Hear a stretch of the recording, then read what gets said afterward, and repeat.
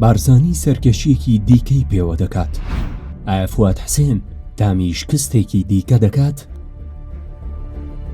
فواد حسێن نوێنەر و کەسی یەکەمی مەسعود بارزانی بۆ باڵاترین پۆستی پارتی لە بەغدا لە بەردەم سەرکێشیەکی دیکەدایە و لەگەڵ کاندیدکردنی بەفەرمی بۆ وەزیری دەرەوە و جێگری سەرۆکوەزیران بۆ کاروباری پەیوەندی نێودەوڵەتی جموجوڵی چەندین پەرلەمانتار لە دژی دەستیان پێکردووە و لۆبی دەکەن تا لە پەرلەمان شکست و کەوتنێکی دیکە ئەزمون بکات و بەرەو هەولێر بگەڕێتەوە. ئەو کەسە نزیکەی مەسعود بارزانی ئەزمونێکی تاڵی لەگەڵ متمانە وەرگرتن لە پەرلەمان هەیە، ئەوەش دوای ئەوەی 2 ساڵ لەمەوبەر شکستی هێنا لە وەرگرتنی متمانەی پەرلەمان تاوەکو لەسەر کورسی سەرۆکۆمار دابنیشێت کە ئەو کات بە نوێنەرایەتی بارزانی ڕکابەری بەرهەم ساڵحی دەکرد.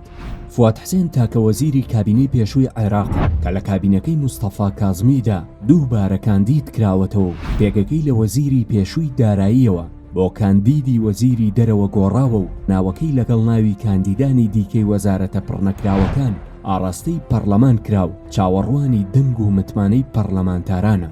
لەگەڵ کۆمەڵێک پەرلەمانتاری ناوەڕاست و باشووری عێراق لۆبی لە دژی دەکەن. تا ئێستا نزیکەی 80 پەرلەمانتاری ناوەڕاست و باشوور بە فەرمی لە دژی فواد حسێنن. سەرکەوشەمسەتین پەرلەمانتاری کورد لە ئەنجومەنی نوێنەرانی عێراق وتی سەرکەوت کە بە ئاشکرات جایەتی پارتی دەکات ئەو هەڵوێستەی بۆ چەند هۆکارێک دەگەڕێنێتەوە. یەکەم ئەوەیە دژی ئەوەم پارتی ئەو پۆستە وەربگرێت چونکە عێراقی وەک دوژمن سیر کردووە و وەرگرتنی ئەم پۆستە پێچەوانەی ئەو کەمپین و تۆمەتانەیە کە ئاڕاستەی ئێمەومانانی دەکات، ئەمە دەبێت ڕابگیرێت. ئەو پەرلەمانتارە کوردە پرسیاری ئەوە ئاڕاستەی پارتی دەکات کە سیاسەتی دژە عێراق پەیڕەو دەکەیت چۆن سیاسەتی دەرەوەی عێراق بەڕێوە دەبیت. دەژڵێت فواد خۆی یەکێک بووە لە بانگەشەکەرانی ڕیفراندۆمەکە و لە ئەمریکا وتی ئەوە کۆتایی هاتووە و ئێمە مامەڵە لەگەڵ عێراق ناکەینەوە. هەروەها لە وەزارەتی داراییش زۆر فاشل بووە و تەنها وەزیری پێشووە کە دەیانەوێت بیسەپێنن تاکە کەسیشە لە کابینەکەدا کە بە ڕادەیەکی زۆر نزیکە لە کەسی یەکەمی حیزبێک کە مەسعود بارزانیە. کابینەکەی موستەفا کازمی دوای تەنگەژەیەکی خۆڵی سیاسی لە عێراق پێکهات کە تێیدا چەند کەسێکی دیکە سەرکەوتوو نەبوون لە پێکهێنانی حکوومەت، ئەوەش لەژێر فشار و داواکاری خۆپشاندەرە عێراقیەکاندا کە داوای حکوومەتێکی دوور لە حیزب و پڕکردنەوەی وەزارەتەکانیان دەکرد بە کەسانی سربەخۆ و لێهاتوو بە کاندیدکردنەوەی فواد حسێن. ڕەنگە کابینەکەی کازمی ڕوبەڕووی ڕەخنە و ناڕەزایی زیاتری شەقامی ناڕازی ببێتەوە. بەپێی چەند سەرچاوەیەک جگە لە پەرلەمانتارانی پارتی و یەکێتی ئەو پەرلەمانتارە کوردانەی دیکە کە لە بەغدان و بە گروپی 15 ناسراون دەنگ بە فواد حسێن نادەن کە پێویستی بە زۆرینەی پەرلەمانتارانی ئامادەبووی کۆبوونەوەکە دەبێت. هەرچەندە بەپێی سەرچاوەیەک لە ناو یەکێتیشدا چەند پەرلەمانتارێک دەنگی پێنادەن، بەڵام هێشتا ئەوە پشتڕاست نەکراوەتەوە. لە ناو فراکسیۆنە کوردەکان بزوتنەوەی گۆڕان هەر لە سەرەتای متمانەدان بە کابینەکەی کازمی هەڵوێستی خۆی ڕاگەیاند کە دەنگی پێنادات. هۆشیار عەبدوڵڵا پەرلەمانتاری گۆڕان دەڵێت لەسەر ئەو هەڵوێستە سوورن و دەنگ بە هیچ وەزیرێک نادەن بەوانەی پارتی و یەکێتیشەوە.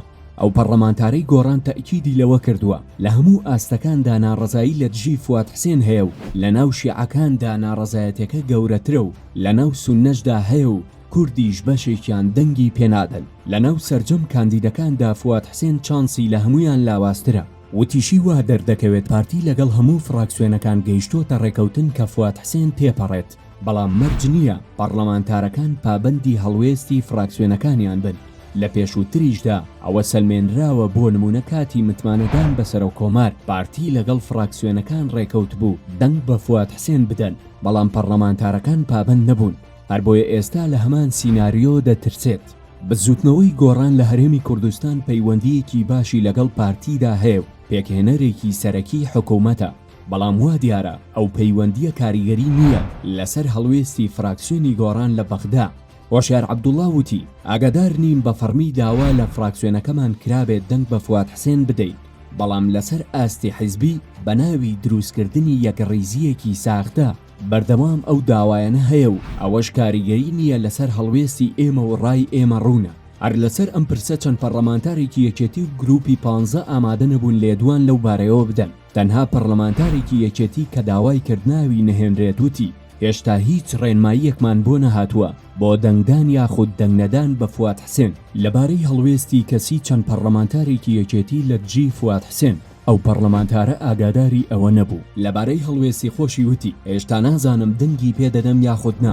هاوشان لەگەڵ فواد حسێنیشدا کە کاندیدی پارتیە، حیزبەکانی دیکەش کاندیدیان هەیە بۆ وەزارەتەکانی دیکە، لەوانەش یەکێتی کە کاندیدی وەزارەتی داد نزیکە لەو حیزبە، بۆ ئەوەش حیزبەکان پێویستیان بە دەنگی یەکتر هەیە لە پەرلەمان بۆ دەرچواندنی کاندیدەکانیان و لەسەر ئەو بنەمایە گفتوگۆ و ڕێکەوتن دەکەن. ڕیزبەندی خستنە دەنگدانی کاندیدەکان لە ناو پەرلەمان زۆر گرنگە. بۆ نمونە ئەگەر سەرەتا فواد حسێن کە کاندیدی پارتیە بخرێتە دەنگدانەوە، ئەوە لایەنەکان زیاتر ناچار دەبن دەنگی پێ بدەن بۆ ئەوەی پارتیش دواتر دەنگ بە کاندیدانی لایەنەکانی دیکە بدات.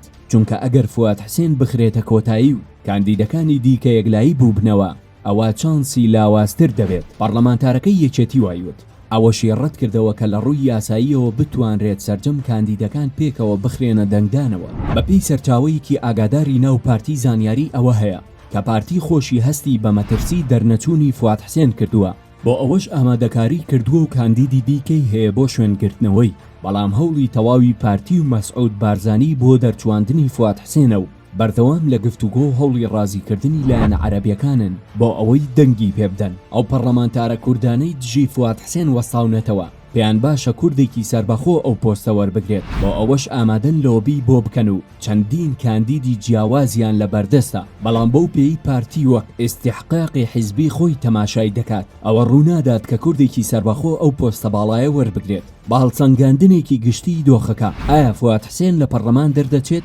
سەرکەو شەمسەدین وتی نیوە بەنیوە ئەگەری دەرچوون و دەرنەچوونی هەیە و پێم وایە ئەمە سەرکێشیەکی گەورەیە بە ئینکاری و کە لە ڕقی خودی مەسعود بارزانی.